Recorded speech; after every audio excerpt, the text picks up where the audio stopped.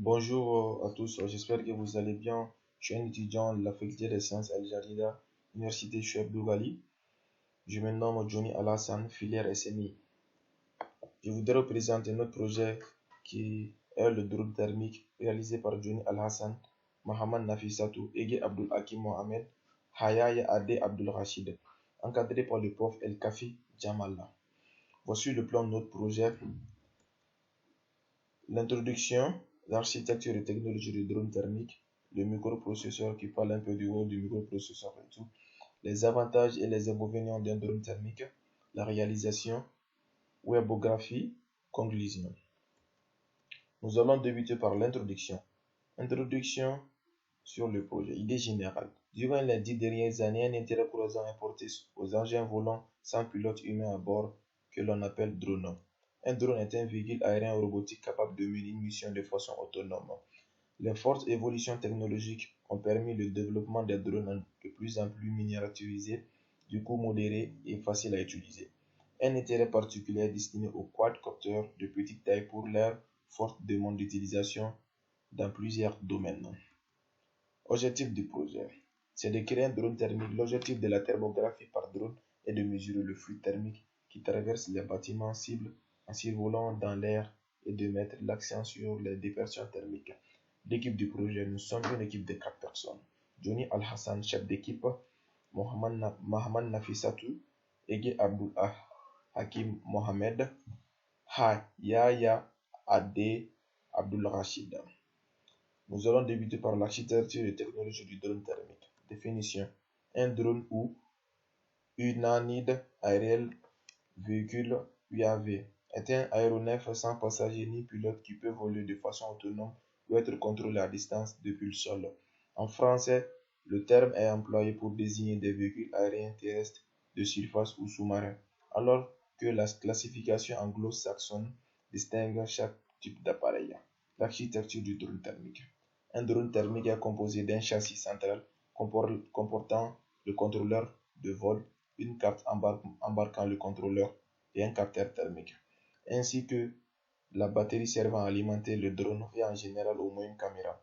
4 bras partent de ces châssis, pouvant être en X ou en H. Au bout de chaque bras est fixé un moteur entraînant une hélice. Les composants d'un drone thermique. Les composants d'un drone thermique sont le châssis est tout simplement la base ou le squelette du drone thermique. Voici une image. Et après, le système de propulsion qui comporte le moteur d'hélice, de contrôleur de vitesse électronique et une batterie. Le moteur. Pour les drones, on utilise des moteurs à courant continu sans balai, moteur CC brushless. Les bobines sont fixées au boîtier du moteur et l'aimant tourne contrairement au moteur CC avec balai. Les avantages des brushless sont multiples. Une régulation électronique de la vitesse beaucoup plus performante, couple et sens de rotation simple à gérer. À puissance égalée, ils ont un meilleur rendement et sont moins chers. Pas de frottement des balais qui peuvent engendrer des pertes de rendement. Les hélices. Voici une image. Les hélices peuvent avoir plusieurs pales, mais nous avons parlé ici de celles qui ont deux. La première chose à choisir est le diamètre des 4 hélices. Il faut savoir que plus l'hélice est grande, plus il faudra de puissance pour la faire tourner. Mais plus elle est grande, plus elle va générer de la portance et donc un vol plus stationnaire. Au contraire, pour une petite hélice, il faudra moins de puissance et on aura donc moins de portance, mais un vol plus agressif. Les bagues adaptatrices hélice arbre moteur. Bague adaptatrice en alu tourné pour adapter les hélices avec trou de perçage à 8 mm. Si le moteur avec arbre de diamètre 5 mm. Grâce à ces bagues qui s'insèrent parfaitement, l'hélice est parfaitement centrée. ESC. ESC, voici une image. Ces moteurs sont commandés par des interfaces de puissance appelées contrôleurs ESC ou Electronic Speed Controller. Ce sont des circuits électroniques qui permettent de faire varier la vitesse de rotation des moteurs à partir du courant délivré par la batterie. La commande de vitesse vient du contrôleur de vol. La batterie. Voici une image. pour avoir une idée là-dessus. Les batteries utilisées sur un drone multirotor sont essentiellement des lithium polymères. Elles sont issues d'une technologie qui permet d'avoir un très bon rapport poids-puissance. Le chargeur. Un chargeur spécifique est à prévoir ainsi des règles de sécurité très strictes car ces batteries peuvent exploser en cas de mauvaise manipulation. Le contrôleur de vol. Faire le lien entre le pilote et le drone. C'est généralement un contrôleur, une carte électronique équipée de capteurs très précis qui va traiter les consignes du pilote envoyées à l'émetteur ainsi que les informations envoyées par ces capteurs et va transmettre des impulsions électriques au contrôleur de moteur pour faire varier leur vitesse. Ces cartes sont équipées de gyroscopes et d'accéléromètres pour mesurer et compenser les déplacements, un magnétomètre et un baromètre.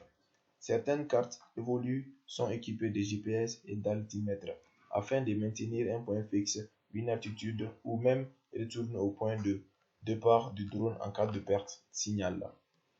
Pour effectuer la communication entre le pilote et le drone, il est également nécessaire d'utiliser une radiocommande d'aéromodélisme RC avec émetteur de récepteur portatif. L'immersion, voir ce que votre drone filme en temps réel. Pour pouvoir visualiser en temps réel ce que la caméra du drone capture, il est également nécessaire de posséder un récepteur vidéo ainsi qu'un appareil permettant d'afficher la vidéo. D'autres appareils mobiles. L'affichage peut également s'opérer sur des appareils intelligents tels qu'un smartphone, des tablettes ou un ordinateur portable. La radiocommande. Voici une image pour avoir une idée sur la radiocommande d'un drone. Pour piloter le drone, il faut un émetteur radio pour le pilote et un récepteur dans le drone. Une radiocommande doit idéalement comporter 6 voix pour piloter un drone, 4 voix sur les mallettes et 2 voix sur les interrupteurs pour actionner certaines fonctions. Un appareil capteur thermique qui sera monté au drone. Les capteurs qu'on va utiliser sont le magnétomètre, gyroscope et l'accéléromètre. Le fonctionnement du drone thermique. À partir des consignes en provenance d'une radiocommande ou d'une application sur smartphone, tablette, mais également des mesures issues d'une centrale inertielle. Un microprocesseur commande un contrôleur afin de mettre en action des moteurs brushless trifacés. Ces derniers ont pour rôle de mettre mouvement des hélices qui, par effet aérodynamique, exercent un effort de poussée sur l'axe de tangage du drone matérialisé par le balancier. Voici une image qui explique un peu le fonctionnement du drone thermique. Merci. Maintenant, on va vous parler du rôle des microprocesseurs. Tout d'abord, on va l'introduire. La carte Arduino Uno est une carte à un microcontrôleur pour pouvoir l'utiliser. Il suffit simplement de la connecter à un ordinateur à l'aide d'un câble USB. L'alimentation étant fournie par le port USB. On peut aussi l'alimenter avec un adaptateur secteur ou un jeu de piles via le connecteur jack. Le microcontrôleur est donc un véritable petit ordinateur microprocesseur cadencé à 16 MHz, mémoire flash, disque dur, mémoire RAM, mémoire vive, mémoire morte, ROM branché entrée-sortie, port de communication. Voici la synthèse des caractéristiques d'un microcontrôleur. Les composants principaux d'un microprocesseur. La présentation Arduino, ça sert à quoi? C'est pour qui? Qu'est-ce que c'est? Comment ça marche? Pourquoi ne pas utiliser un mini PC? Etc. Les composants sont une plateforme de développement et de prototype open source. Le rôle de la carte Arduino est de stocker un programme et de le faire fonctionner chez la carte d'installation avec des fonctions diverses qui s'affichent sur la carte Arduino. Relais, commande de moteur, lecteur, carte SD, Internet Wi-Fi, GSM, GPS, afficheur LCD, écran TFT, IDE, environnement de développement intégré multi-host. Édition du programme, compilation du programme, transfert du programme dans la carte via le port USB Arduino. Voici une image divers shell Arduino, une image d'une carte Arduino plus shell. Arduino, qu'est-ce que c'est? Un environnement de développement intégré fonctionnant sur divers systèmes d'exploitation, Windows, Mac, OS, GNU, Linux qui permet d'éditer le programme sur un ordinateur et de le transférer via le port USB. Comment ça marche? Voici une image du fonctionnement. Langage proche du C, programme structuré, une section setup, une seule exécution après rase, une section loop, exécutée indéfiniment en boucle, de très nombreuses librairies logicielles disponibles. Il existe d'autres outils facilitant la programmation. Présentation Arduino, ArduBlog, c'est un outil qui se greffe au logiciel Arduino. Il suffit de créer des blogs et de les paramétrer. Ce logiciel est vraiment un outil de qualité pour démarrer facilement sur Arduino. Scraph pour Arduino, programmation en mode graphique, permet de piloter un Arduino à partir du code Craft et de ce fait rend accessible à tout public la programmation des robots à partir d'un environnement aussi ludique, visuel, intuitif que celui de Craft. Craft, c'est la programmation en mode graphique. Voici un peu une image qui explique le fait. Arduino, comment ça marche, le port USB, le code, le programme en question. Le rôle de microprocesseur dans ces projets. Le microcontrôleur correspond au cerveau du quadcopter. C'est lui qui va traiter les informations provenant des capteurs et qui va donner la réponse voulue au cerveau moteur. Il se caractérise par un plus haut degré d'intégration, une plus faible consommation électrique, une vitesse de fonctionnement plus faible de quelques MHz jusqu'à plus d'un GHz et d'un coût réduit par rapport aux microprocesseurs polyvalents utilisés dans les ordinateurs personnels. Le microcontrôleur est composé de 4 parties: un microprocesseur, une mémoire donnée, une mémoire programmable, etc. Il s'agit ici d'une mémoire non volatile puisque le programme à exécuter est a priori toujours même. Il existe différents types de mémoire programmable que l'on utilisera selon l'application, notamment OPP-ROM, OUP-ROM, EEP-ROM. La dernière partie correspond aux ressources auxiliaires. Selon celles-ci, sont généralement ports d'entrée, sortie parallèles et série, des timers pour générer ou mesurer des signaux avec une grande précision temporelle, des convertisseurs AN pour traiter les signaux analogiques. Une image de l'évolution du contrôleur combat. Les avantages et les inconvénients d'un drone thermique. Les domaines d'application des drones sont aussi variés que nombreux, mais aujourd'hui on va s'intéresser aux drones thermiques. On va voir les avantages et les inconvénients des drones thermiques. La thermographie par drone offre de nombreux avantages par rapport aux techniques classiques de thermographie par avion. À titre d'exemple, la prise de vue a l'avantage d'être rapide et instantanée, ainsi l'opérateur peut à tout moment modifier la mission qu'il a programmée et focalise l'observation sur un point particulier. Un outil logiciel permet d'acquisition en temps réel de ces images. Les logiciels enregistrés affichent en même temps les images infrarouges thermiques et les images originales, permettant ainsi de garder des repères lors de la prise de vue et de pouvoir comparer. C'était quelques résumés des avantages des drones thermiques. Les inconvénients majeurs de ces techniques est l'autonomie du système qui est limitée. Les avantages des drones, il existe plusieurs raisons qui conditionnent l'achat et l'utilisation d'un drone. L'accessibilité, les drones facilitent l'accès tous les sites grâce à leur qualité de vol, leur stabilité et maniabilité. Sécurité, un drone peut se substituer l'être humain pour une certaine intervention risquée comme le fait d'atteindre dans des zones difficiles d'accès, des villages inondés, des bâtiments incendiés, etc. À titre d'exemple, les endroits jugés dangereux. La rapidité, la drone peut être envoyée en laps de temps à certains endroits au détriment d'appareils les plus imposants, ainsi que son utilisation n'entraîne aucun dommage contrairement aux lourdes machines. Les prix est de plus en plus accessible pour les bourses des moyennes. Sur le plan économique, l'accroissement de ces l'accroissement fait naître des nouveaux emplois pour des petites interventions, etc.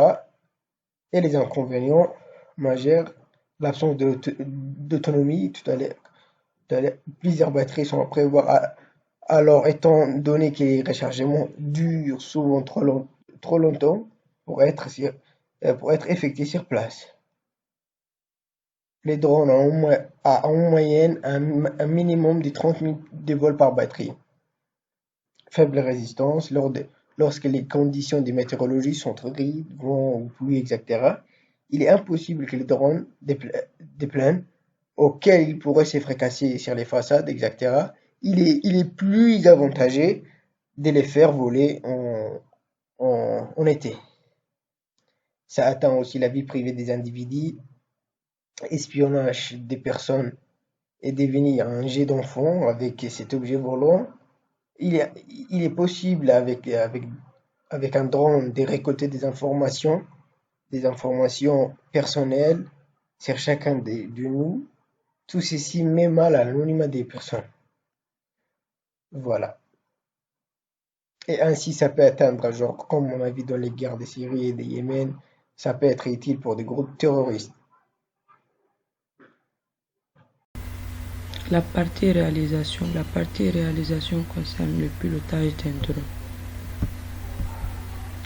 La préparation avant le pilotage. La préparation au vol est une étape importante avant d'apprendre à manœuvrer l'engin. Tout d'abord et avant de mettre sous tension votre télécommande, il est important de s'assurer que votre téléphone ou votre tablette dispose d'assez de batterie pour manœuvrer l'appareil durant tout le temps de vol. Vérifiez également si la batterie de vos multiroteurs est bien chargée. Ensuite, vérifiez que votre téléphone ou tablette dispose d'une mémoire suffisante pour gérer l'application dédiée au pilotage ou enregistrer des vidéos si besoin. En effet, certaines applications sollicitent plus de mémoire vive que d'autres en fonction de la technologie embarquée dans le drone. En fonction de la marque de votre drone, il vous est parfois possible de choisir entre deux modes de pilotage, c'est-à-dire qui déterminent l'ordre des manettes de télécommande. Mode 1, avoir la manette des gaz à droite et la manette directionnelle à gauche. Et le mode 2 qui est le mode par défaut le plus courant et l'inverse du premier. Il vous est également possible de se placer en mode débutant si votre appareil le permet. Ce mode est programmé pour offrir plus de sécurité au drone et assister les pilotes.